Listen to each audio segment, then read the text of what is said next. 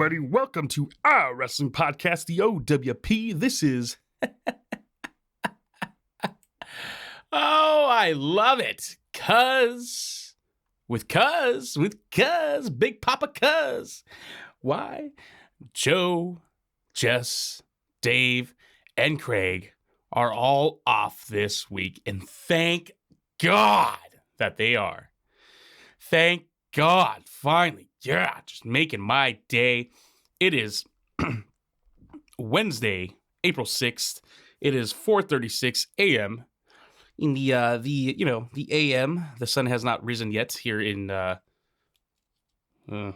California. I would rather be in the state where my co-hosts went. Those lucky bastards, went to Dallas for WrestleMania, the most stupendous two-day event in the history of professional wrestling. I don't care, Vince. Professional wrestling. That's right. Sports entertainment. And I, by myself, am going to present to you the most stupendous review for WrestleMania 38. As always, as Dave would say, you can find us on all major streaming platforms: Stitcher, iHeartRadio, Spotify, Google Podcasts, Apple Podcasts, SoundCloud, and of course, on the shittiest platform of them all, YouTube, because they can't seem to leave us the fuck alone. I don't understand how other channels, they'll have, thousands of subscribers, maybe like 2,000, 3,000. They can show whatever WWE clip they want without getting a copyright strike, without getting their video taken down.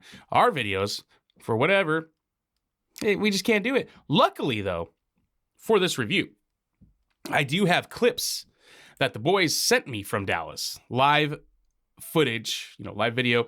There's a couple pictures from the Access. There's a video from WWE Access. And I know we've uploaded the videos when we went to go watch SummerSlam, Jess and I, last year from Allegiant Stadium in Las Vegas, Nevada, Raider Stadium. We were able to upload those without any problems. So thankfully today, the YouTube, the Third Reich over there at YouTube, they won't hinder this review, and we are going to get underway. WrestleMania 38, the most stupendous two-day event in the history of sports entertainment, live events, professional wrestling, took place on April 2nd through April 3rd, 2022, from Arlington, Texas, one of the great states of this country, from AT&T Stadium.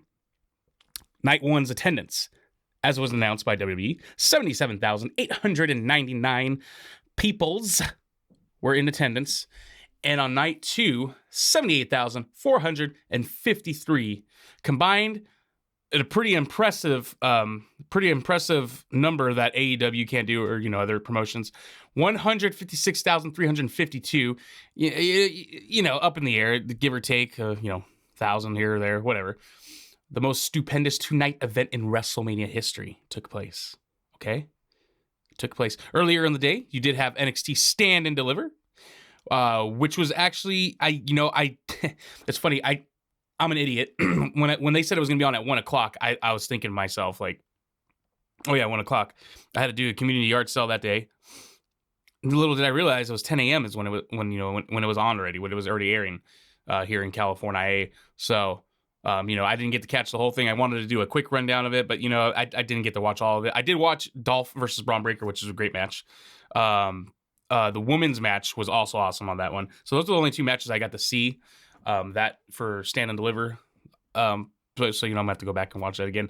We don't usually do NXT TakeOver reviews anyways, which I think we should, so especially from the Black and Gold brand, and, so we can cry to ourselves about how great it was back then. But yeah, so that was newsworthy as far as before WrestleMania gets underway. Dolph Ziggler retained that night, which he then drops back to Braun Breaker on the Raw after WrestleMania, most stupendous Raw in the history of Raw after WrestleManias. So we were live, WrestleMania 38, AT&T Stadium, Dallas, Texas. All right. On-screen personnel for Saturday night. Here we go. English commentators, Michael Cole, Pat McAfee, Jimmy Smith, Corey Graves, Byron Saxon. Spanish commentators, you got Marcelo Rodriguez, Jerry Soto. Ring announcers, Mike Rome, Samantha Irvin. Mike Rome is Raw, Samantha Irvin is from SmackDown. All right. Referees for that night, Danilo Anfibio, Jessica Carr, Daphne LaShawn, who, made history herself by being the first ever African female referee to to ref at WrestleMania. Awesome. Congratulations, Daphne. Another referee, Eddie Orengo, Charles Robinson, of course, the little Nate, and Ryan Tran and Rob Zapata. You had your interviewers for the evening, Maria Menounos and Jackie Redmond. And the pre-show panel consisted of Caleb Braxton, Kevin Patrick, Peter Rosenberg, Booker T, JBL, Jerry Lawler, and Akbar Gabaha Biamida. I don't remember him being on there, or if that's a girl. I don't remember. For Sunday, basically all the same names. Looks like it was all the same names. It looks like they had a few different referees that weren't there the first night. So Jason Ayers and Sean Bennett were two additionals, as well as Chad Patton. And interviewers stayed the same. Pre-show stayed the same. You got Booker T, yeah, bloodshot eyes. So anyways, we'll get underway. I'm going to try to go through this, not quick, but, I'm going to go through each match, give it the grade, and then I'm going to keep moving on and, hopefully you can get this wrapped up. This was supposed to be out yesterday. Had a little... questionable Mexican food yesterday that prevented me from actually doing this. I was supposed to release it yesterday. I wasn't sure if I was even going to do a WrestleMania review. I don't know if I was going to release the episode that we had already had ready, or if I was actually going to be able to have the time to do a WrestleMania review. Yesterday I said, you know what, fuck it, I'm going to do it. And then I had some Mexican food. I'm not going to name the restaurant. Don't want to point any fingers. I want to put any blame. And then I started not feeling too well. So couldn't do it last night. I'm doing it this morning. Like I said, it's 4:36 in the morning when I started recording this. It's 4:42 right now. So we're going to get underway.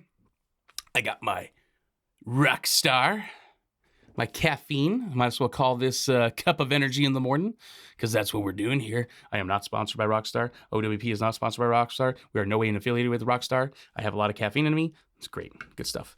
All right. So let's get underway. Match 1.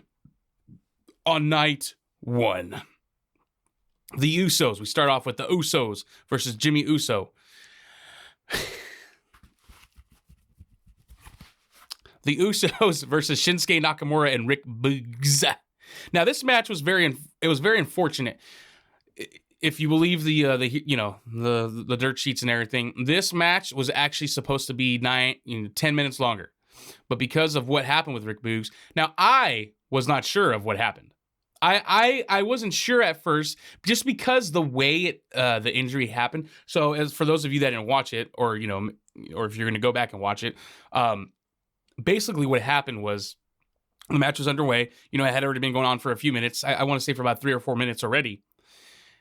And Boogs lifted Jimmy, and then Jay came and jumped on top of him. So he was going to do the I got 2 people in the fireman's carry position. I'm going to, Samoan drop them or whatever he was going to do. So what happened was, which was very unfortunate, he had both of them on his shoulders and he was in the squat position.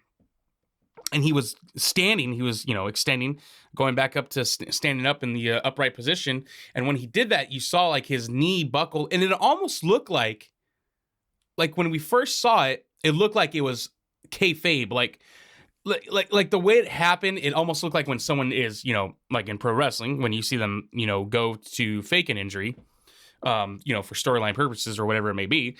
It didn't look serious at first.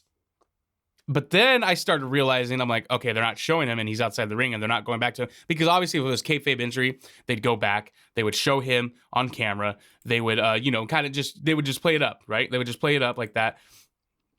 Sorry, let me adjust my volume here. They would just play it up in that sense where like they would keep showing him like, oh, Boogs is hurt. Oh man, Boogs, he looks like his knee gave out or something. Or I don't know why I'm doing Jim Ross, he's not there. But yeah, so I wasn't sure at first, and then once I realized that they weren't showing him on camera anymore at all, and then Jess even sent me a text. He said, yeah, it looks like he legit got hurt here at the arena, from their perspective at the arena. So very unfortunate. Cut the match short, 6 minutes and 55 seconds. You know what? For what it was good. I just can't imagine how much better it would have been with those extra 10 minutes, because I'm sure they're going to do a bunch of crazy shit. I'm sure the pace was going to start getting faster and faster. They're going to start going back and forth. Very unfortunate for Boogs. I am a fan of Boogs. I do like the pairing of him and Shinsuke Nakamura. Boogs is the epitome of a pro wrestler. I mean, he's got the size, he's got the look, he's got the charisma. You know, he's decent in the ring. I mean, can't complain about what he does in the ring. He's a big power guy, so you know he just manhandles people. And for what he is supposed to be as a pro wrestler and using his size, he does well. So it's unfortunate, but man, strap the rocket to that guy. Get him more in ring training. And like I said, I'm not saying he's bad, but get him sharpened, get his skills sharpened. I mean, he's got the mic skills, he's got the charisma, he's got all that. This guy's going to be your star. Like Vince, how do you not and I'm not saying Vince is shitting on him. We haven't had that opportunity yet to see what happens when Vince is like, all right, yeah, Boogs is my guy, let's go. I hope, I really hope he gets that chance. It's like, why not? Like the guy. So I give the match a B. Very unfortunate, but it was still enjoyable for what it was, for how short it was. It was still enjoyable. And now the next match here, we got Drew McIntyre versus Happy Corbin with Madcap Moss ringside. This was just a normal match here, and Drew McIntyre won. Actually enjoyable as well. I don't think I'd give it a B. I think I'll give it a B minus. I enjoyed it. I like Corbin. I like Drew. I hate the gimmicks though when the wrestler wears normal attire, like slacks and a button-up shirt or whatever have you. Like IRS, Big Boss Man, just full like non-wrestling gear. I hate when wrestlers have those characters where they have to portray themselves like that. It's like, why can't that just be your entrance attire? And then, you wear actual wrestling attire when you get in the ring. But all in all, another enjoyable match. These two work hard. I'll give it a B minus. And we actually do have some footage here that I'm going to play for you from the arena. So that's how we're going to do the footage. It's not going to be the typical where like someone's talking and then it goes to, a clip and then comes back. We're just going to watch it together, which some of these clips I haven't seen for myself. I just see what they're titled. So we're going to go with it and we're going to see. And here's Drew McIntyre winning his match here, if you will.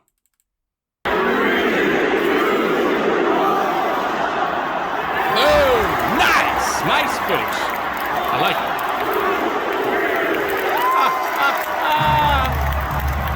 Oh man, that crowd. How do you say like Drew is over? I love Drew. Drew's awesome. And hold on, let me get this. There we go. WrestleMania 38 stage, courtesy of Dave. This is the screen, one of the pictures that Dave sent. But yeah, so Drew McIntyre with the win. Hits the Claymore, and defeats Happy Corbin. And hopefully this ends their feud. And from what it sounds like, Drew might be going up against Roman. I don't think he's gonna be the guy to beat Roman, but we'll see how that goes. I give the match a B minus. Once again, it was a good match. It did what it had to do. It served its purpose. I thought it was good. I thought it was very enjoyable. I thought everything on both cards were enjoyable, but don't get ahead of myself. Let's go down in the order. And the next match we had this match was good. Now this match was awesome. The Miz and Logan Paul defeated Rey Mysterio and Dominic Mysterio. 11 minutes, 15 seconds. These guys were given enough time considering, you had Logan Paul in there. Didn't want to overstay his welcome, but man, how impressive was Logan Paul? Logan Paul was so good in there. When he did the Three Amigos and he did the Eddie Guerrero Frog Splash, man, that was awesome. I thought he did great. I want to see more of him in WWE. I want to see him, I want to see how far he can go. I think he would be a great heel, and that's the thing. So after the match, as you guys saw that watched it, the Miz, him and Logan Paul celebrating, Miz holding up his hand, and then Miz slowly, like the Miz does, Miz with the slow turn, looking at Logan Paul as Logan Paul is facing the crowd and, absorbing the reaction and the moment that he's having here. The Miz slowly turns at him, looks at him with this sinister look, gets behind him, skull-crushing finale. So obviously they're going to have a program now. And the thing is with WWE, and I know they know who Logan Paul is. So how could you even think Logan Paul should be the face in here? People are going to boo him. Now, he might actually get cheers because I think after that performance at WrestleMania for Logan Paul, I think whether you hated him or you liked him or whatever, you sure as hell respected him, what he did in that ring. He transitioned so good to professional wrestling, natural. I think he should stay. I think he should, I think he should consider doing it. Maybe like a special attraction like a Brock, don't wrestle all the time, but, show up when needed.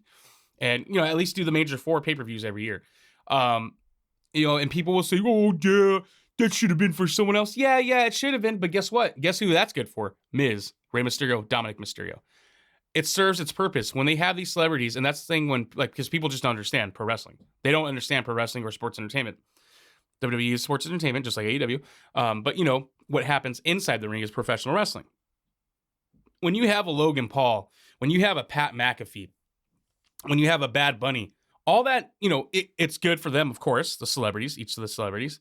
Yeah, you might be annoyed that there's a celebrity wrestling on WrestleMania, and you're right, that that could be utilized for someone else, for a professional wrestler who works at WWE full-time. That could be their WrestleMania moment. But with the wrestlers involved with those celebrities, it's just big for them. It just raises their stock. How many people that leaves WWE when they go, whether they shit and trash on WWE, just like the fans that are like, oh, there's such and such would be better in another organization, and when WWE cuts them, they're like, what, stupid WWE? But when those wrestlers go on podcasts and interviews and they trash WWE, what do they always do, though? What do they always do when they make appearances somewhere? Former WWE superstar. WWE superstar. Why? Because WWE, as soon as you're a wrestler that you go into the WWE, regardless, if you're there for a year, a couple years, your stock is already up. Your price, your worth is already that much higher when you go back to the independents because you get to have that right next to your name. Former WWE superstar. Even more so when these guys are wrestling with celebrities or having moments, WrestleMania moments, all it does is bumps up Dominic and Ray and the Miz's stock, puts more eyes on them from, entertainment, Hollywood, Will Smith, someone, I'm not going to go to those jokes. They're already outplayed. They're already dead. But yeah, so this was excellent. I actually give this match an A- because it was really enjoyable. I love the end sequence too, where Ray and Dominic do a frog splash to Logan Paul, and then Miz body slams Rey Mysterio on top of Dominic as he's pinning Logan Paul, and then gets him in the skull crushing finale. I thought it was a great match. Yeah, A-, I think is what I said. I hope that's what I said. I'm giving it an A- regardless. So now, man. It was almost like the first 3 matches, all of them were the openers for WrestleMania, because the next match, my God, they were given perfect amount of timing for this. Bianca Belair and Becky Lynch. Amazing. This, one of my favorite matches between the two, like of the whole night, or the whole 2-night most stupendous event in WrestleMania history. This was one of my favorite matches. Very, very good match. Very good match. A lot of believable false finishes. I love Becky's entrance. I love the way her makeup, everything, the way she looked. Kind of reminded me of like that chick from Blade Runner, the one with the short hair, the robot girl, like the way that her makeup was done. I saw another comparison of another character from a movie or a cartoon or something that people were comparing Becky to. But yeah, I like the get up, everything. Her facial expressions were better this time around. I felt like before in some of her matches, she just kind of like overacts her facial expressions, but in this one I felt like they were a lot better. I felt like they were really good and believable. Bianca, of course, she's a great athlete, excellent in the ring. She's really good. I'm not like a huge fan of hers. I'm a huge fan of her work. I'm a huge fan of her like in-ring performance, but I don't, it just doesn't do it for me. The character itself. I do like the EST stuff that she, her moniker, her quotes and everything, or her promos. And I do think it's clever with the hair, the way she incorporates that. But it just doesn't do it for me. I still like her. I think she's great, and I think she deserved this.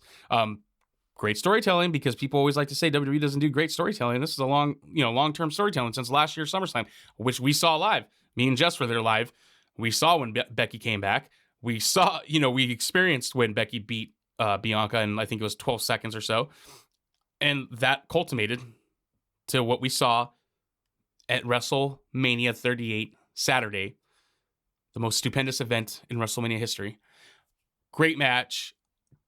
I got A+. I got to give it an A+. I'm giving it an A+ because I think it deserved it. I think both women worked really hard. And it was an enjoyable match. I had people over for WrestleMania, of course. So, you know, everyone that was watching, whether they're a hardcore wrestling fan or not, everyone enjoyed it. Everyone was clapping. We all loved it. We all bought into it, you know, the false finishes and everything. It was a really good match. And yeah, we enjoyed it. So let's get some action from that. Introducing the challenger from Knoxville, Tennessee, Bianca! All right. So it looks like we just got the entrances here, which is fine. That's fine. Gotta turn that bad boy down. It's blowing my eardrums out here. Hopefully it's not that loud for you guys, but I'll adjust the volume, of course. Women's champion,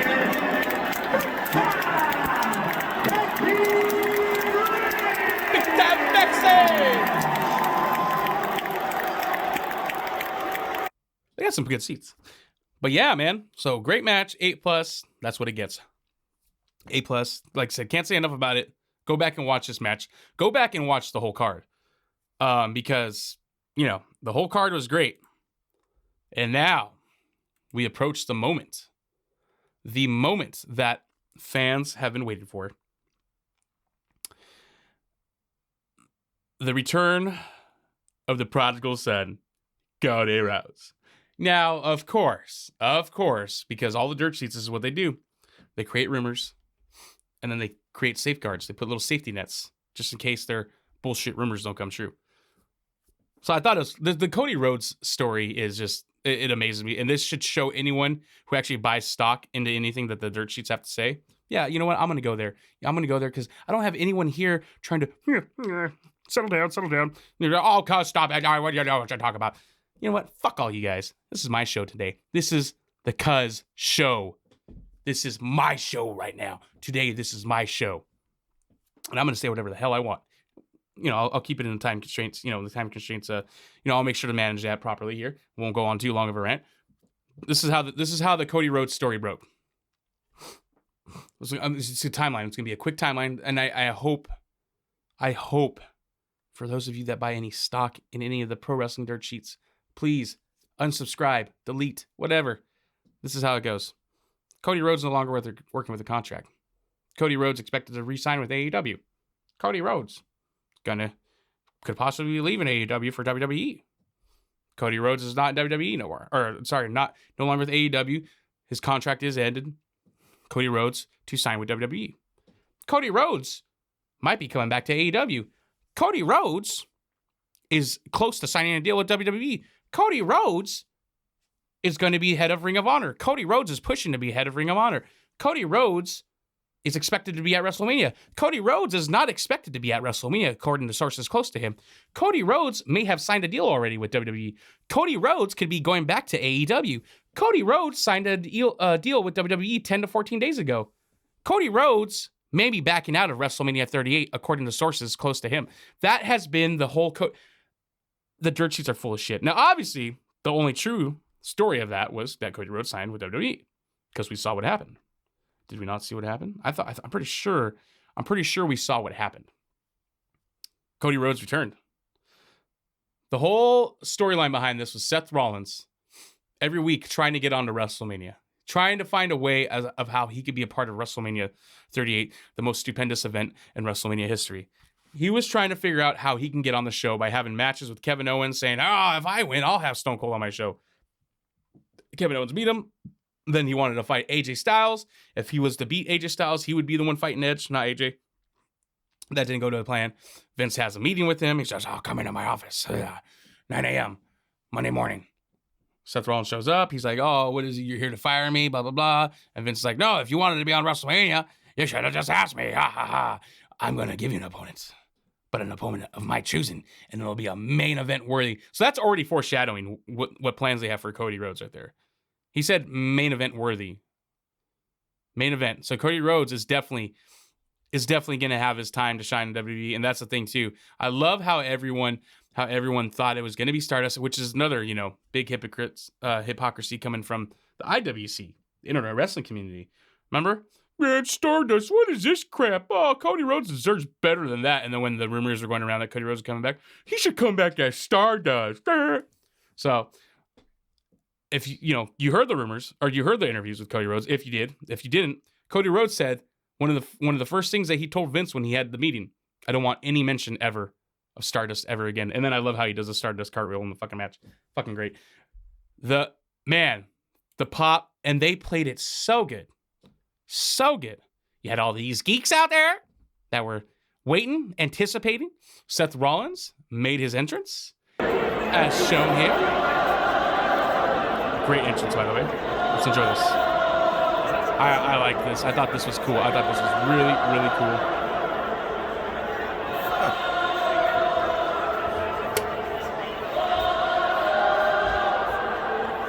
Let's see. I don't know how much of Seth Rollins' entrance he actually got. I think this is from Jess right here. There we go. All right, cool. That's what I wanted to see.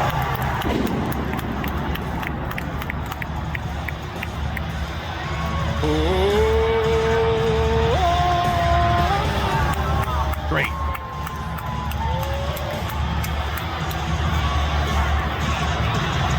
Good stuff right there.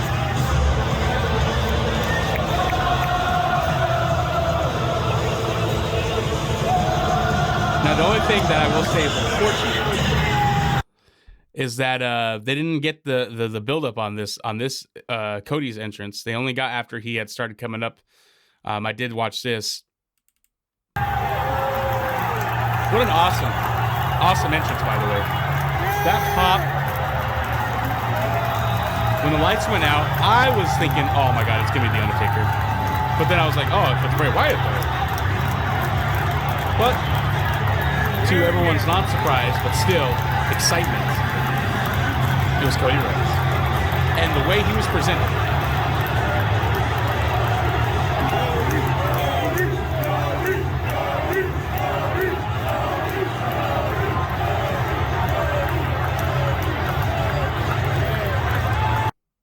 Yeah. So awesome stuff. Cody Rhodes, and then him and Seth Rollins proceeded to tear the house down.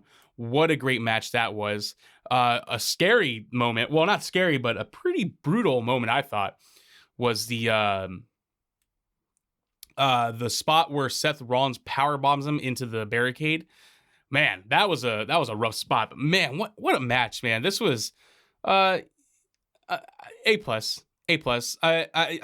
was about to go off and say, if Dave Meltzer doesn't give any, like, at least this match or Bianca and Becky a 5-star, that should also give you further reason to discredit and no longer have any trust or stock into any of the wrestling dirt sheets.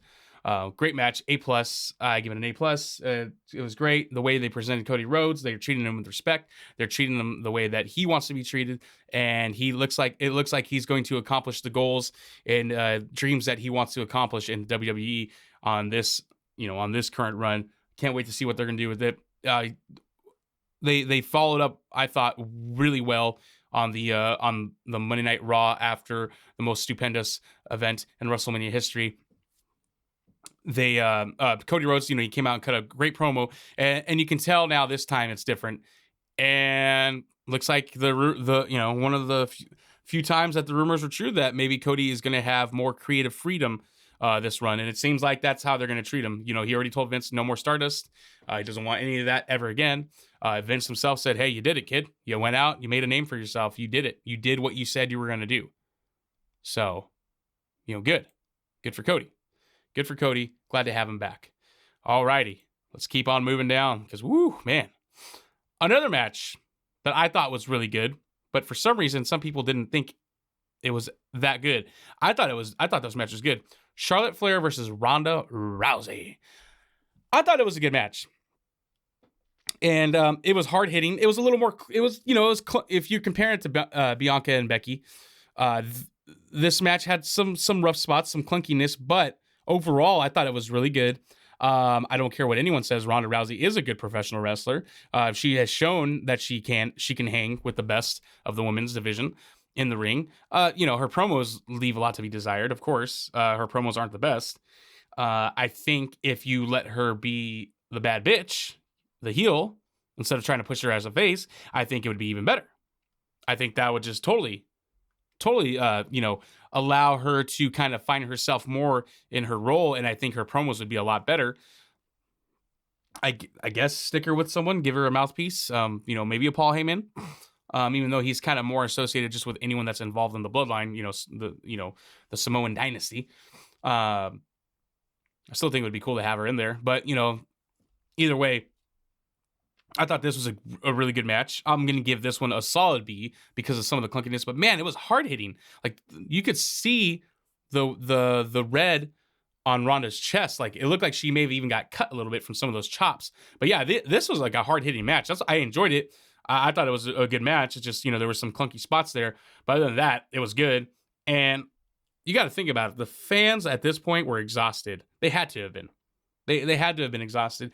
You had, what happened, the beginning match, the Usos versus Shinsuke and Rick Boogs, which didn't go on the long. Then it started building up a little bit more. You got Drew and Happy Corbin, which is a good match.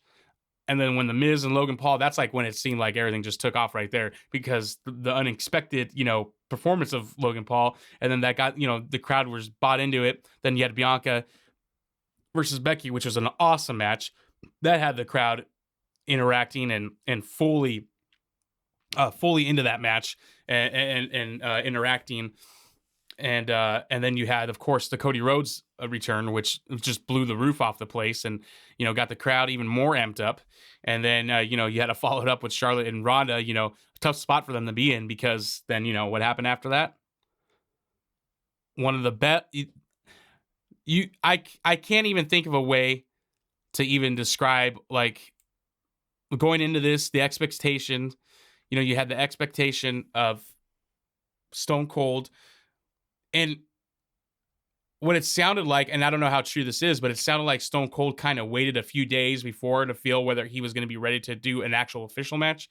So, like, of course, all of it, like, at least the way I was thinking, it was like, you're going to bring Stone Cold back for his last match ever.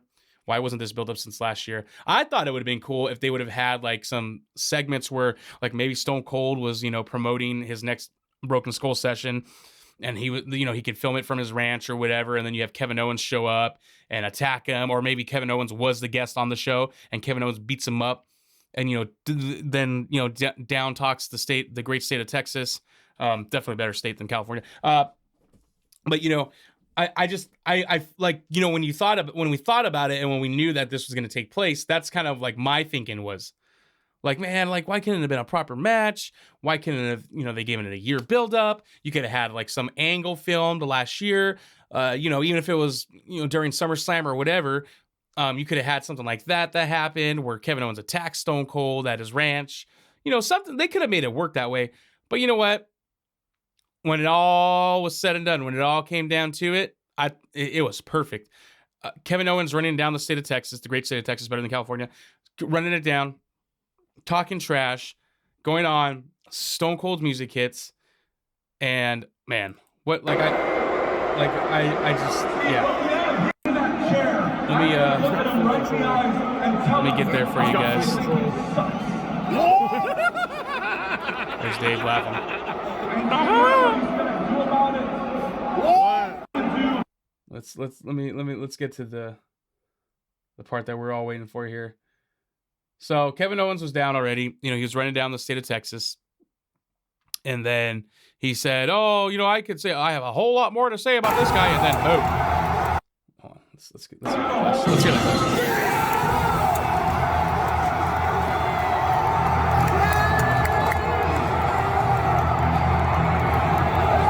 Of course, Pop of the Night. Even bigger than the Cody Rhodes. Of course.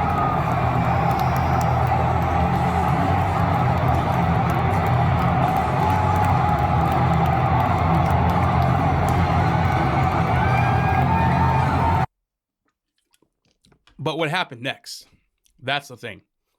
What happened next? He goes down to the ring. You talk for a few minutes. Kevin Owens says, Steve, I tricked you. I wanted to have a talk, but I hurt my back. But I came out here looking for a fight. And then the buildup, the anticipation, Stone Cold's facial expressions, looking back at the crowd, looking around. Asking the fans if you want to see me whip the ass of this sack of shit and have my last match in Dallas, Texas. Give me a hell yeah. That crowd went crazy. Man, It was so surreal, though, when the ref got in there, asking Stone Cold if he's ready, asking Kevin Owens if he's ready. That bell rang. That crowd went crazy because they could not believe that they were seeing Stone Cold Steve Austin after 19 years of being away from in-ring competition, having an official match. And my God, the way this was done.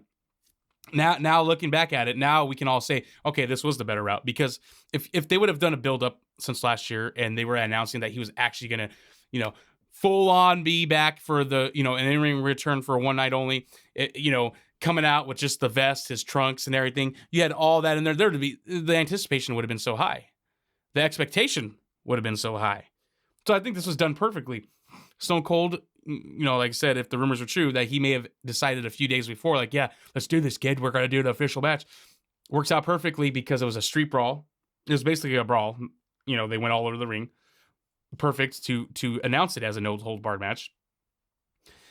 Man, Stone Cold took suplex bump on the concrete in the fans. And it wasn't like one of those ones where you always see like when they do a spot like that and their feet hit the ground first. No, he was kind of like curved and he let his back hit the fucking concrete and then he was suplexing Kevin Owens on the ramp. I'm like, Jesus, man, this guy is just going like he never left. Now, granted, it was a safe match for how brutal it seemed actually for being a street brawl no-hold-barred match. It was still relatively safe. Kevin Owens is a pro, and that is why they went with Kevin Owens. Kevin Owens can bump for Steve. Kevin Owens can get a good match in this manner from Steve. What a great match. What a great night of WrestleMania, the most stupendous event in WrestleMania history. This was great.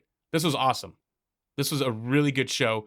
Night one is in the books officially now. Stone Cold wins, beats Kevin Owens. Stunner 1, 2, 3. He celebrates in the ring, rightfully so. He pounded about 10,000 beers, like ridiculous amount. Obviously, most of it was on his shirt. But Byron Saxton comes in with a stupid, goofy smile. You've loved it. Stone Cold stuns him, sends the crowd home happy. What a way to end night one of WrestleMania 38, the most stupendous event in WrestleMania history. Stone Cold versus Kevin Owens. I give that an A, just a solid A, because for what it was good. It was a 14-minute match. A 14-minute match. Stone Cold Steve Austin came back, had his last match in Dallas. He had his first match in Dallas, and then he had his last for 14 minutes. Me and Kevin Owens went around that arena, and we tore the house down too without having an actual technical match. And it was fucking great. It was great. So it gets an A. It gets an A. And night one gets an A. Night one of WrestleMania 38. WrestleMania Saturday, the most stupendous event in WrestleMania history. Gets an A. It gets an A. And it was good. It was really good. So, coming up next, everybody. Night two. Night two. I already did the introductions and all that stuff. So, as far as who was commentating, in-ring personnel, backstage interview personnel, let's get on to night two, WrestleMania Sunday, the most stupendous event in WrestleMania history. I'm going to keep saying that over and over because I love it. I love it. So, night two opens up. I didn't mention who did the national anthem on both nights. I don't really know the artists that performed it, but it was done. It was done. Yeah, I in my notes here I'm looking at right now, I don't see a mention. Or sorry, I don't even think they did America the Beautiful. And okay, that's right. It was the country. The first night was the country, Brantley Gilbert and Jesse James Decker. They did America the Beautiful. And then Sunday night was DJ Valentino Khan. I guess it's Nick Khan's brother. Just kidding, I don't think it is. But or Tony Khan's, whatever. But Brantley Gilbert apparently did it, or he also, because I don't remember seeing the Sunday night national anthem. I remember seeing the Saturday night. I don't remember seeing the Sunday, but apparently, according to these notes right here, he actually performed it both nights. So there you go. So I didn't get to mention that earlier. What a waste of time just mentioning that, because like I said, didn't even remember that happened Sunday night. But we open up with a great tag team match. It was given 11 minutes and 30 seconds. This is for WrestleMania Night 2 for WrestleMania Sunday. RK Bro defeated the Street Profits and Alpha Academy. Good match, really good match, hot opener, perfect for the opening match for the card for the night. RK Bro win. Riddle hits an awesome RKO on Montez Ford. What a that was a nice looking RKO out of nowhere, to be exact. And yeah, I don't have any footage of that. I'm just trying to see if I have that footage. I don't, which is fine. I'm probably gonna I'm gonna be more limited on the footage here because I'm already running along on this this review here. We're already 41 minutes. Well, I guess it's not that long compared to a lot of other episodes we do. But the night two was really good too. We'll just differentiate right now. Night one was definitely outside of the main event, for being more of a spectacle than anything. Night one was professional wrestling. Night one was in-ring excellence. Like the in-ring work, you could tell that was like, here you go, pro wrestling fans. And then Sunday, here you go, sports entertainment fans, which, considering that the celebrity in, well, I don't know, it's hard to say really. I was going to say because you had Logan Paul, but then you also had Pat McAfee on Sunday night. So you had two celebrities on, each night. You had a celebrity on each night. And then, of course, the main event of Saturday night, that speaks for itself right there. But I just felt like the in-ring work was better on Saturday. Like almost every match was good, like really good. I think the lowest grade I gave was a B to the Usos versus Shinsuke and Rick Boogs, or a B-. I don't remember, guys. It's been a long review already. But what I'm trying to say is night one was really good in-ring work. Night two was more about the spectacle of WrestleMania, I feel. It wasn't really, there was good matches. Of course, there was really good matches. We're going to get into it here. But there was a lot more entertainment. And I'm sorry, there's actually two celebrities on night two. But let's just get into it. After the RK Bro versus Street Profits versus Alpha Academy, you had the Street Profits wanting to celebrate with RK Bro, and then they signal for Gable Stevenson, Olympic wrestler, Olympic gold medalist. They're trying to dub him as the next Kurt Angle / Brock Lesnar. Fine. He's been training with Brock Lesnar. He's got the athleticism. He's got the wrestling prowess. So I don't see why he can't succeed. The only part would be is the charisma, the character. What he's going to do and how he's going to perform it, as far as promos go. But as far as in-ring goes, he should be really good. And he comes out there and they're going to have a toast, and then Chad Gable gets them all in the ring. He knocks his drink out of his hand and, does his whole when you talk to me, you shit. And then Gable Stevenson just picks him up like a little baby and overhead belly to suplex. You can compare it to Kurt Angle overhead belly suplex because it was a really good overhead belly suplex. I can't wait to see what they're going to do with Gable Stevenson. I hope they treat him right. I hope they do a slow burn. I hope they let him, let him have these matches. Let him go on Raw, or I think, yeah, he's going to be on Raw. Let him have the matches every week. Give him prelims. Let him do it. Get him someone that's lower on the card. Let him just work a small program. Get him, in WWE shape, which he's in shape. But you know what I mean? Like WWE style of professional wrestling. Let him have a slow burn. Let him get the experience. Let him get the ring work. Let him get the ring time. And I'm sure Gable Stevenson will be, 10 years from now, we might be talking about, oh man, he lived up to that Kurt Angle expectation. So you never know. Next. Oh, and I give that one a B, by the way. Just a B. Next, what can you say? I give it a C plus, just because, look, Bobby Lashley is great wrestler, great professional wrestler. I love Bobby Lashley. Been a fan of him since he came to WWF back in the day, which was around 2007, 2008. Or sorry, maybe even 2006. But either way, Bobby Lashley, always been a big fan of him. I did enjoy his work in Impact Wrestling. But what were you going to get from this match? To be fair, they kind of worked. They worked it pretty good. They were given 6 minutes and 35 seconds, so that's a good time. It won't overstay its welcome. Omos can get his spots in to showcase that he is a monster. I think they kind of know that he needs a lot more work, which is why they, what happened the next night on Raw with MVP betraying Bobby Lashley to join Omos. But Bobby Lashley gets the pinfall in this one. You know, like I said, it served its purpose, but I'm gonna have to give it a C plus. The only reason it even gets that high of a grade is because Bobby Lashley. You know, what else can you say about him? There's nothing much you can say about it. You know, good for Bobby Lashley to come back and get a WrestleMania victory. So I enjoyed that. I'm glad he did. And, we'll just go from there. We'll see how that unfolds in the next few weeks here. The next match, though, my God, this match already with the two involved and the stipulation on the match, anything goes. You already knew there was going to be some crazy shit.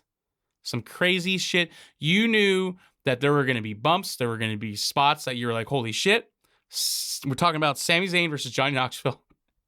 And God damn it, this was better than I even anticipated. I knew it was going to be good because I figured because of all, the cast of Jackass, of everything they've done to themselves in all the Jackass shows and movies, all the crazy stunts they've done and the punishment and pain that they've taken. I'm like, oh, this is Johnny Knoxville's fucking, this is his forte right here. An anything goes match. Anything goes match. This is gonna be awesome. Johnny Knoxville's probably gonna get the shit beat out of him. He's probably gonna take all these crazy bumps and all these spots. Man, both of them beat the shit out of each other, but you could tell Sammy was just like, oh, you want to come into the pro wrestling world, huh? I'm gonna show you how it's done. So I'm gonna show you how it's done, Johnny, and this is how it's gonna be done. And then like he fucking boot the face him so good, so hard. The fucking hand spot with Sami Zayn, like that shit cracked me up. Like everyone here, we were just laughing our asses off. We were enjoying the match. The whole match was awesome. There was all these crazy spots. The pyro when Sami Zayn was on the turnbuckle going to jump on Knoxville. That was a clever spot. When Wee Man came in there and did the body slam. Better than Hogan and Andre, by the way. When he did that, he got a huge pop for that. And then he took a fucking... Like, the cast slowly came in. Like, Chris Pontius came in. Wee Man. There were a few others that I didn't really recognize. But other than that, like, all of them were getting their shots in on Sammy, and Sammy just decimated them. That boot to face to Wee Man was fucking great. And then the stupid mousetrap. So I saw people saying, oh, that mousetrap. Those mousetraps weren't set. No, some of them were, like, I think all of them were, and they just happened to, some of them were just getting set off as the movements of bringing out the table. Because I saw, like, one pop, it shot up in the air because it, like, set itself, the trap went off, and then it looked like, and I remember seeing it like a few times after the table spot, Sami Zayn had one stuck on his leg.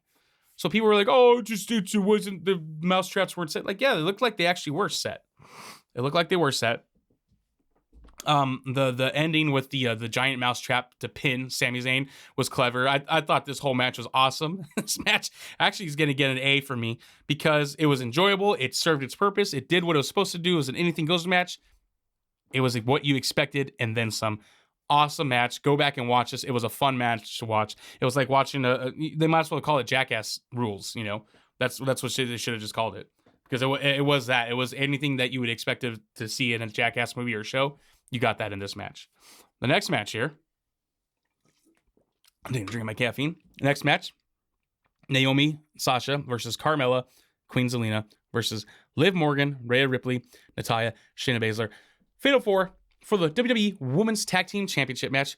This match actually, you know what? I thought it was going to be like a throwaway. This is like the, hate to say it, the bathroom break match. And not because people are gonna be like, oh, why? Because they're women? No, idiots. It's because they haven't other than the fact that now the belts are on Sasha and Naomi.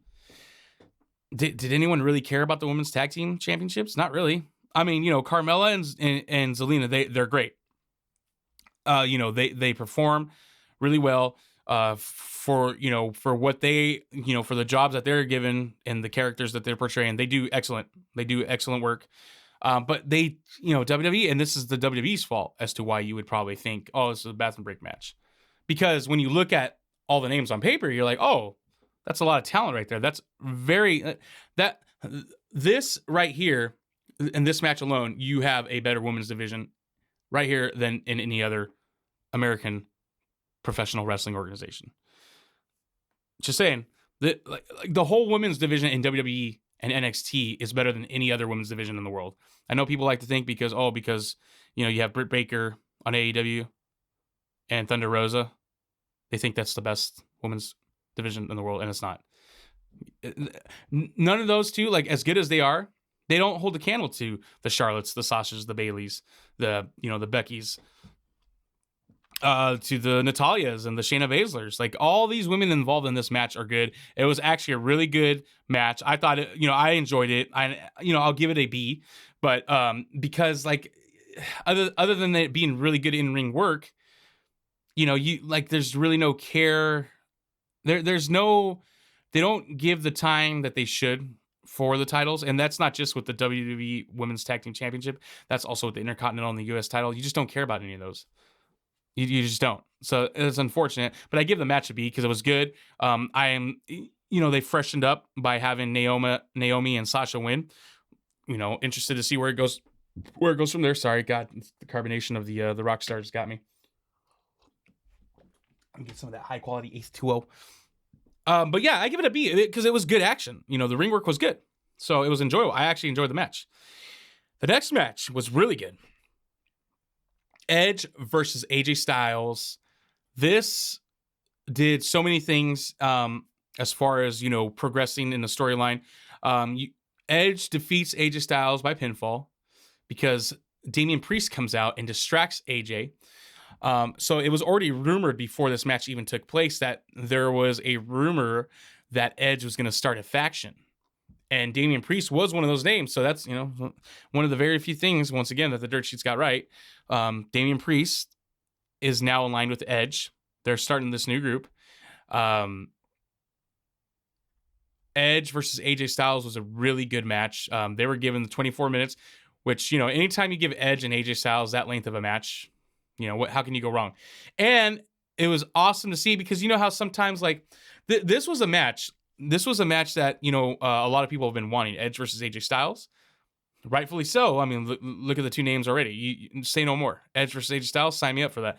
I want to watch that, and I want to watch it all day because this could have actually been one of those oil and water situations where the match wasn't good. This is not going to be like talked about forever. I mean, it's going to be a talked about match for a while because it was a really good match. But, sometimes when these things happen, with the anticipation of it being somewhat of a dream match that we've never got to see before. And it is a dream match in that sense, because you have two great in-ring workers, two legends basically of the wrestling world. And they never fought each other until tonight. So that was awesome that they got to actually collide. And, but like I said, with the anticipation and the expectation, following this, which, go back and see the Stone Cold and Kevin Owens, where if it would have been a full-on match where they built it up for a year and Stone Cold had a proper intro, this was a proper match, maybe Stone Cold felt like he couldn't live up to that expectation, so they did it the right way. This match, same thing could have happened. This could have been an example of see, look at what happens. They have this long, nice build-up and it's a proper match and it didn't gel. Well, no, this match did gel really good, and it was a really good match. AJ Styles came out, and rightfully so. People thought it was because the pyro, because you've seen it with Goldberg before. Well, I think Goldberg's done it too because he headbutts himself on the door. But I could have sworn there was a few times where Goldberg comes out and the pyro kind of hits him. So, rightfully so, people thought it was that. Because I saw people people stupidly think it was the pyro. It's well, understandable. But apparently AJ Styles hit his face on the set, the star. Because, obviously the star has the edges.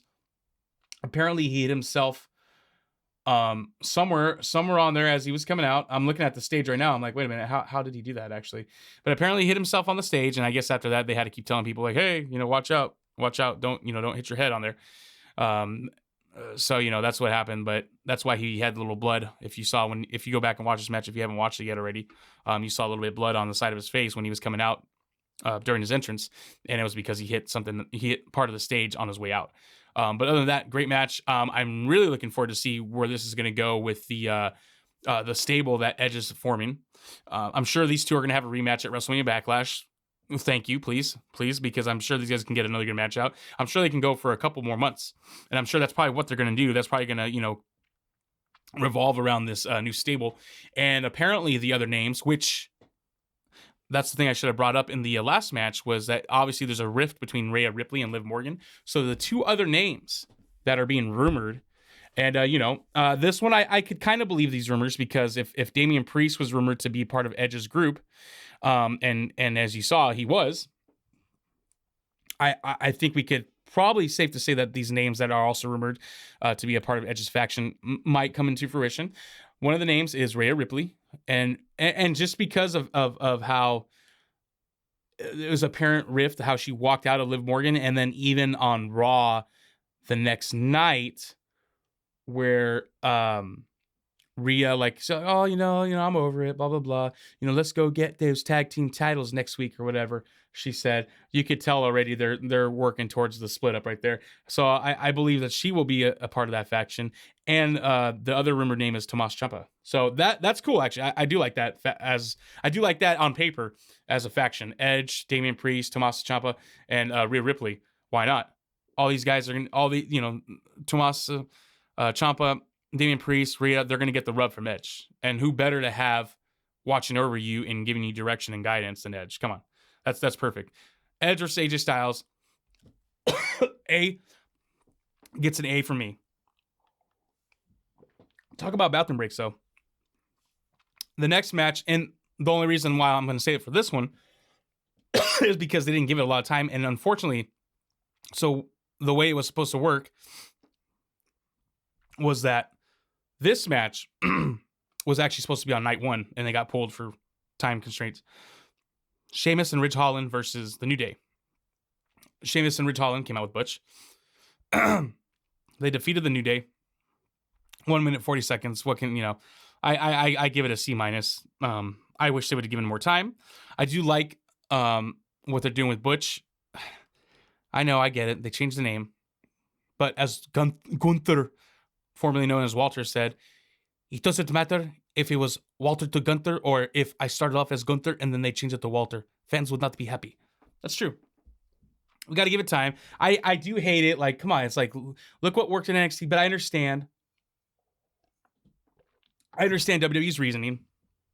It makes sense. For those of you who don't know, the reason why they do it is because they don't want you to get over with your name, build your name off of WWE, basically using WWE to build up your name and then to leave after they spent all this time and money. So that's why they rebrand you. That's why they rename you for something that they can trademark. And that's the other reason too, so they can trademark it. They can't trademark, Pete Dunne. They can't say that that's their property, because that's Pete Dunne. That's him. So they have to come up with another name, and that's why they do this. And as long, as I don't mind it, I prefer when they have their two names, like Ridge Holland. They didn't change his name. If they're going by because, well, you don't make your name for yourself, if that shows you what they think of Ridge Holland already, which, he does fine for what he does. And I'm just kidding. I don't think they think anything bad about Ridge Holland yet. I don't think they really have an opinion on Ridge Holland yet. But I prefer pro wrestling when it's as close to an emulation of a sport as possible. So that means I would prefer Ridge Holland, Pete Dunne, over Butch and, whatever nickname they come up with, but that's fine. It's understandable. They're making Pete Dunne, aka Butch. They're kind of, he's kind of still like being that tough, crazy, bruiserweight, type guy. They're showcasing him kind of as a dangerous guy. So that's cool. At least they're doing that. Kind of like with a short fuse, like he wanted to keep attacking, like he kept fish hooking and grabbing at Xavier, and they had a Ridge Holland and Sheamus had to pull him off of him. So I do like that. He's the unpredictable buzzsaw of the group. So keep him like that. Don't get stupid with him. That's fine. You want to call him Butch? Treat him right, and it'll be fine. But it gets a C minus for the minute 40 seconds timestamp. Nothing else you can say about it. Now the next match. Pat McAfee defeats Austin Theory in 9 minutes and 40 seconds by pinfall. This was a good match. It served its purpose. It did what it needed to do. You got Austin Theory went in there. He already has the heat because he's Vince's guy, Vince's handpicked opponent for Pat McAfee. These two do good. Pat McAfee, he's shown us before that he has what it takes to get it done in the wrestling ring. And he's actually really good. He, just like with Logan Paul, just like with Bad Bunny, Pat McAfee is another, guy that transitioned from pro wrestling from another, sport or entertainment, form of entertainment, out there. And he transitioned very well. Like he does a great job every time he's in the ring. And I enjoy this match. I give it a I give the match itself, because it wasn't anything too crazy. So I give it a B+. And that's not knocking it or anything. It just, it was an 8-minute match, 9-minute match, whatever. Nothing too crazy, nothing too spectacular. But it was good. The crowd was invested into it, with Vince McMahon outside as well. That just adds to it. And here I actually have a video, courtesy of Kreger's. And this is Pat McAfee attempting the Swanton. Here we go. Boom. And he misses it. He missed it. But other than that, good match. Pat McAfee, I hope he does. I hope he has more matches down the line. Austin Theory definitely has what it takes to be a big star in WWE. He's been promoted already in the past, as far as getting the rub with Vince, being on TV with him. John Cena has spoken highly of him. Everyone has high hopes and expectations for Austin Theory, and I think he's going to land it and nail it out the park, or smash it out the park. I think he's going to do very well in WWE, and as long as they don't get stupid with him, there's talk that they view him as the next John Cena. So we'll see how that goes. I hate when you put those types of expectations, when you're like, oh, he's gonna be the next Stone Cold, the next Rock, the next. No, he's just gonna be the Austin Theory. He's gonna be the first Austin Theory. Let him be the first Austin Theory. That's how it should be. But what happens after this is where the people see, God, they just kept giving and giving some things that you don't even think of or expect, or never maybe didn't want or care for to begin with. You got it. McMahon. I loved how they did this, how he was teasing at first, like he was going to do something, then he didn't. And then he was going to take off the jacket, and then he didn't. And then he threw off the jacket, and the crowd went crazy. And then he took the tie off, and then he took off the freaking his button up and came in his trademark tank top. Awesome. Loved it. Vince beats Pat McAfee with help from Austin Theory. He grabs a Dallas Cowboy football, punts it into Pat McAfee's chest, and then he pins him. And then Austin Theory and Vince McMahon are celebrating. Cue in Stone Cold Steve Austin once again, comes out to a huge pop. He stuns Austin Theory. Austin Theory takes one of the best Stone Cold stunners bumps in the history of Stone Cold stunning. Great bump. Go back and check that out. And then he proceeds to give Vince the worst stunner in the history of stunning. That was, it was kind of Vince. Vince fell when he got kicked in the stomach when they were cheers in the beer. Stone Cold goes to kick him. Vince loses his balance and falls. And then you could see Stone Cold when he's trying to pick him up, he's laughing. And then he stuns him, the most horrible stunner ever. And Vince is Stone Cold's laughing, gets the crowd pumped up, because next is the main event. And unfortunately, I don't have any footage of this. I don't have no footage of this, but you already know what happens. This is a great match. Oh, sorry. Yeah, Pat McAfee, Austin Theory, B+. And then McMahon versus Pat McAfee. I'll give it a B because it was 3 minutes 45 seconds. I know it wasn't a long match. But for the segment itself, just for everything that happened, and then the aftermath of that segment, I'll give that a B as well, or I'll give that as B. Pat McAfee versus Austin Theory, B+. But the next match, the main event of the evening, Brock Lesnar, the WWE Champion, versus Roman Reigns, the Universal Champion. Winner takes all for the WWE Championship and Universal Championship. The winner will be crowned the undisputed Universal Heavyweight Champion. This match was really good. They've had so many matches already at WrestleMania. This was another good match. They've always had good matches. And I don't know what people are talking about. Man, again. Well, yeah, look who's on top. Look who moves the needle. That's why they're on top. That's why they're having another main event. Awesome main event. Typical Brock and Roman, hard-hitting smash mouth style of a match. The typical, one of them standing outside, gets speared through the barricade. The false finishes, the spears, the F5s. It was a good match. It was a really good match, and I give this one a B+.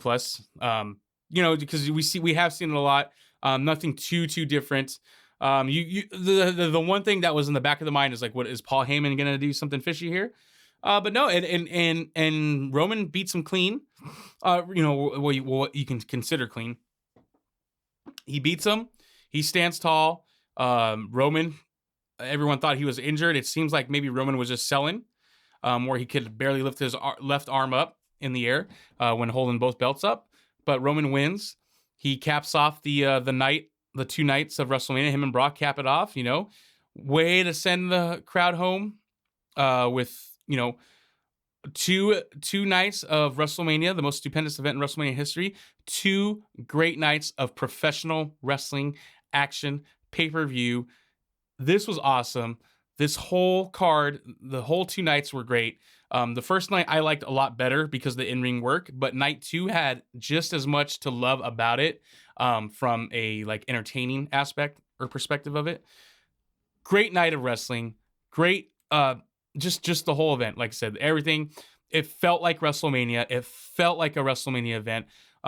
Everything from WrestleMania SmackDown all the way to the Raw After Mania. Raw After Mania was kind of lackluster, and I think that's WWE's fault and the fans' fault too, because now everyone expects a big debut or a return every time, and WWE kind of fed that craving for the last, I don't know. I think the one of the very first times you can actually say, oh, this is a Raw After Mania was when Stone Cold beat Shawn Michaels and X-Pac returned to DX the next night on Raw after being on WCW Nitro and with the NWO. So since 1998, they've kind of been doing all these great Raw After Manias. I don't think anything was really remembered though. I don't think you really remembered too many of the Raw After Manias until the 2013 or 12. I think it was 2012 when Dolph Ziggler won that belt, when he cashed in the Money in the Bank. That night was insane, and I think that's since then is where they consistently had crazy big Raw After Manias. This time they didn't. You had Braun Breaker came, Cody Rhodes cut a promo. Didn't have anything big that really happened though.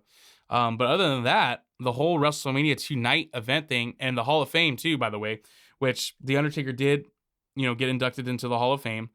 I think I will end the night or end this review with that footage. But great night of great weekend of WrestleMania. Just the whole event, everything was great. Loved it. I give the show we're combining the reviews here. WrestleMania as a whole, A+. Fucking great show. Enjoyed every single bit of it. You can't complain. I'm already seeing the comments of people complaining, man, other than this match or that match, WrestleMania night 1 sucked. Shut up, dude. Oh my God, I'm tired of it. You guys suck. Not you guys listening to this. I know a lot of people that listen to our podcast, they're fans of the old school wrestling. So, but they also can enjoy current product when the current product is worth watching. And this WrestleMania was definitely worth watching. I also want to play this little video here for you guys. This little surprise right here.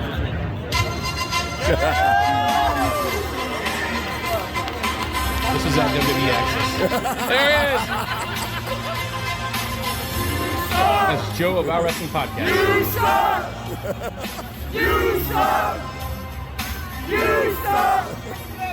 You suck! You suck! You suck! That's cool. All the crowd participation in this. I love it. Good job, Joe. Good job, buddy. That was excellent. But yeah, the whole 2 nights of WrestleMania A+. Go back and watch it if you haven't. And that's gonna do it for our wrestling podcasts with just me, just cause. That's it. Thank God none of them are here. They're lucky bastards for being able to attend WrestleMania. Probably one of the best WrestleManias in a long time. As far as no, I can't say that because a lot of the WrestleManias, have been good over the last 5-6 years. They have been good, but I think this is one of the first ones in a while where you can say from Saturday start time to the end of Sunday, where you can say man, maybe 1 or 2 matches didn't really do it for me, or segments didn't do it for me, but the majority of it, 95% of the freaking whole, weekend was excellent.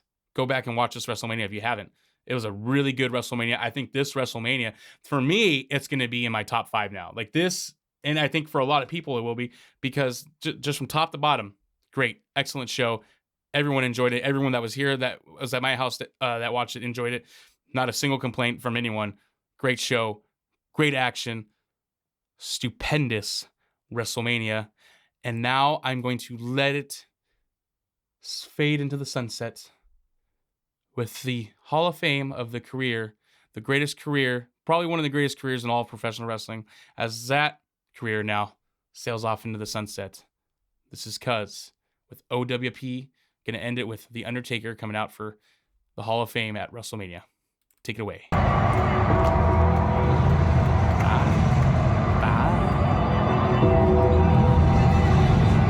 to catch it, I'm late on my goal. Just kidding, I'm here still, guys. I'm not gonna, this is a long video. I'm not gonna, not gonna play all of it. This is how it's gonna be done. Until next time, guys.